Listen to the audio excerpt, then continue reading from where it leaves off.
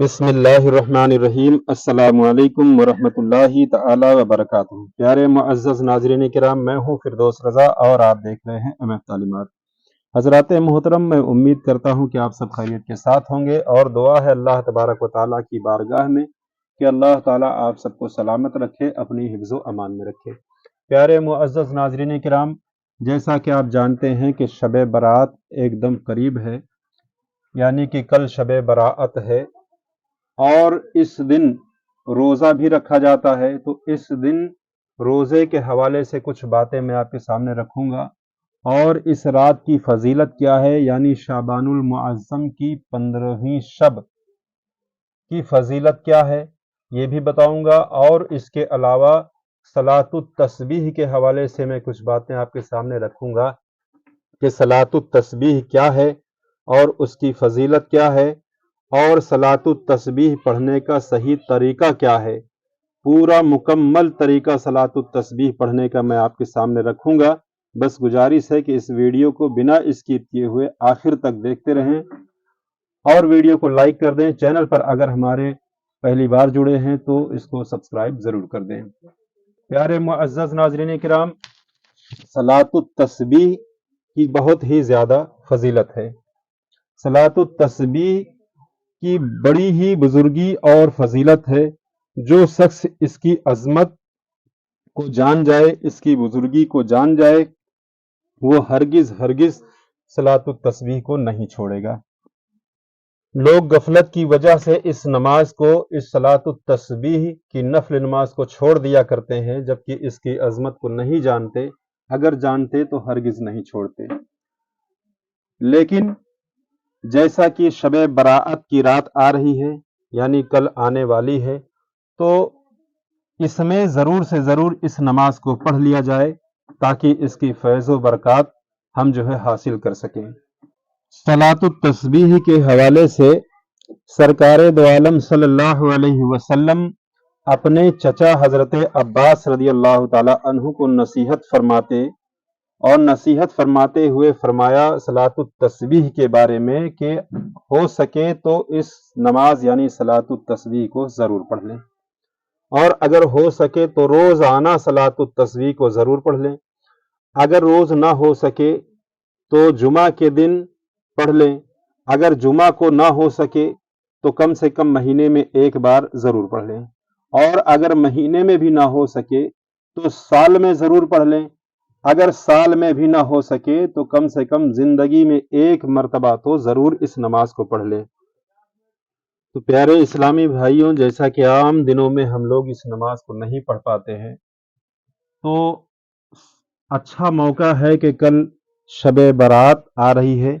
شب براءت کی شب میں، یعنی اس رات میں اگر اس نماز کو ہم پڑھ لیں تو بہت ہی زیادہ فائدہ حاصل کر سکتے ہیں، کیونکہ اس رات اس نماز کا جو فائدہ ہے وہ اپنی جگہ پر ہے، لیکن اس رات کا فائدہ الگ ہے، یعنی اس رات کی فضیلت، اس کی بزرگی، اس کا مرتبہ الگ ہی ہے، کیونکہ اس رات کے حوالے سے، یعنی شعبان کی 15ویں شب کے حوالے سے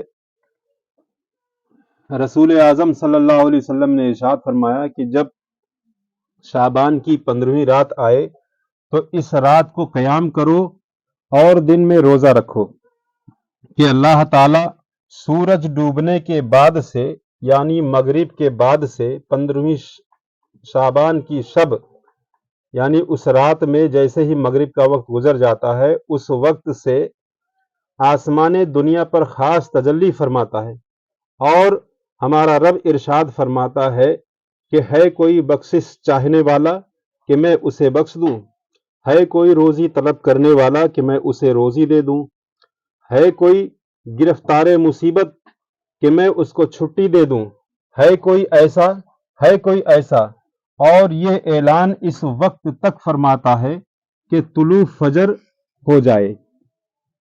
ابن ماجہ کی یہ حدیث ہے۔ اور فرمایا شعبان کی 15ویں رات میں اللہ تعالی تمام مخلوق کی طرف تجلی فرماتا ہے اور سب کو بخش دیتا ہے، مگر کافر اور عداوت والے کی سوا۔ तो जहां तक हो सके इस दिन यानी शब बराअत के दिन यानी शाबान की 14 तारीख को रोजा रखें, 15 को भी रोजा रखें और 15वीं शब को यानी शब बराअत की रात में शब बेदारी करें, नवाफिल वगैरह पढ़ें और अपने गुनाहों से तौबा करें, अल्लाह की बारगाह में सच्ची तौबा करें और नमाजों के जरिए से अल्लाह को राजी करने की कोशिश करें। और इस रात में इस नमाज को अगर पढ़ा जाए यानी सलातुत तस्बीह को पढ़ा जाए तो फिर और ज्यादा ही फायदा मिल जाएगा, यानी सोने पे सुहागा हो जाएगा कि एक तरफ तो इस रात की फजीलत, दूसरी तरफ इस नमाज की फजीलत, दोनों मिलकर के हम बहुत ही बड़ा फायदा हासिल कर सकते हैं।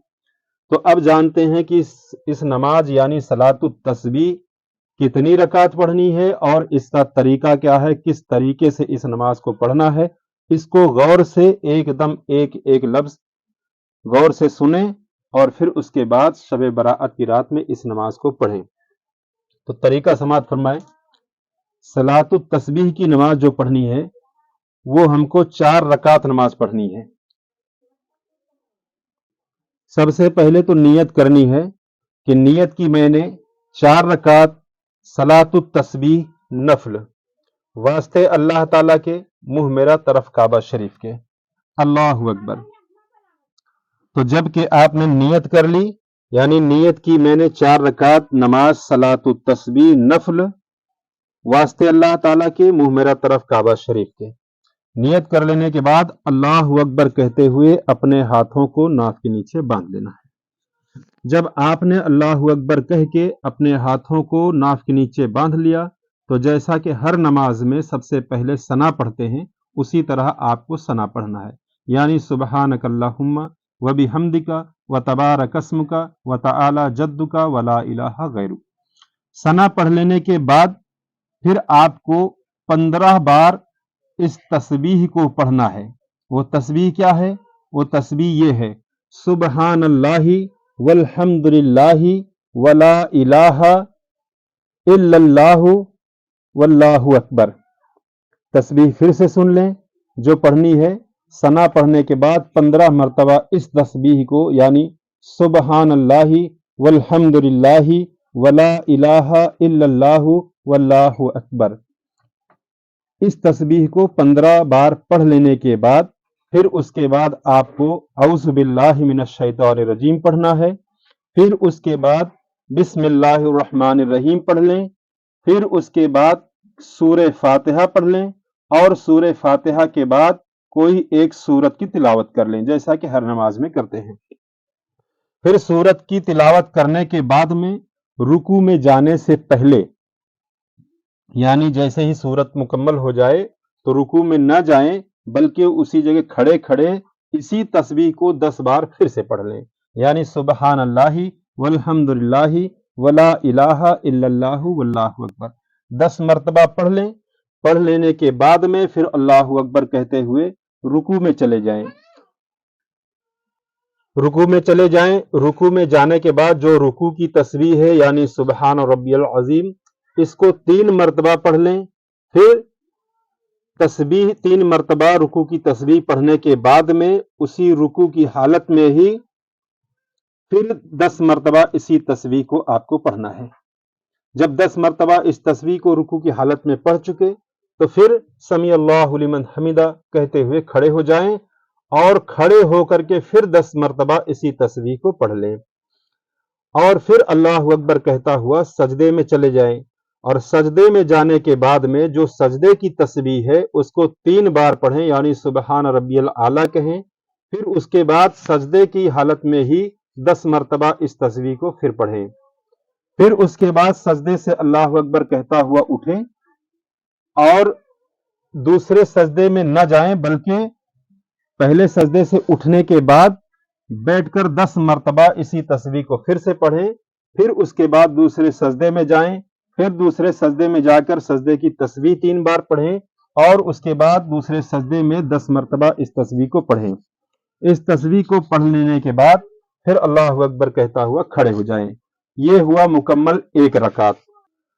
तो इस तरह 1 रकात मुकम्मल हो गई, यानी इस 1 रकात में कुल मिलाकर के इस तस्बीह को 75 मरतबा पढ़ना है। यानी पहली बार जब सना पढ़ने के बाद में पहली बार इस तस्बीह को पढ़ेंगे तो 15 बार पढ़ना है। उसके बाद हर वो जगह जहां जहां मैंने इस तस्बीह के बारे में बताया 10-10 बार पढ़ना है। इस तरह से एक रकात मुकम्मल हो गई। अब जब दूसरी रकात के लिए खड़े हो जाएंगे तब आपको सना पढ़ना नहीं है, अब सिर्फ बिस्मिल्लाह पढ़ करके दूसरी रकात शुरू करनी है। और इस रकात में भी पहले 15 मरतबा इसको पढ़ना है, उसके बाद सूरह फातिहा पढ़ना है, फिर कोई सूरत मिलानी है, फिर उसके बाद 10 मरतबा तस्बीह को पढ़ना है। और फिर उसके बाद रुकू में जैसे पहले रकात में मैंने बताया कि रुकू की हालत में 10 मरतबा, फिर खड़े होकर 10 मरतबा, फिर सजदे की हालत में 10 मरतबा, फिर दरमियान में दोनों सजदे के दरमियान में 10 मरतबा, फिर दूसरे सजदे में 10 मरतबा। इसी तरह से चारों रकात मुकम्मल करनी है। मैं उम्मीद करता हूं कि ये जो मैंने तरीका बताया सलातुत तस्बीह के हवाले से, इसको आपने खूब समझ लिया होगा। नहीं समझा है तो गौर से इसको सुनें और समझें और इस पर अमल करें और फायदा हासिल करें, और जितना ज्यादा हो सके दूसरों तक भी इस वीडियो को पहुंचाने की कोशिश करें। दुआ है अल्लाह ताला की बारगाह में कि अल्लाह ताला शब बराअत की बरकत से, शब बराअत के वसीला से हम तमामी मुसलमानों की हिफाजत फरमाए और हम सब की मग़फ़िरत फरमाए। अस्सलामु अलैकुम वरहमतुल्लाहि वबरकातुहू।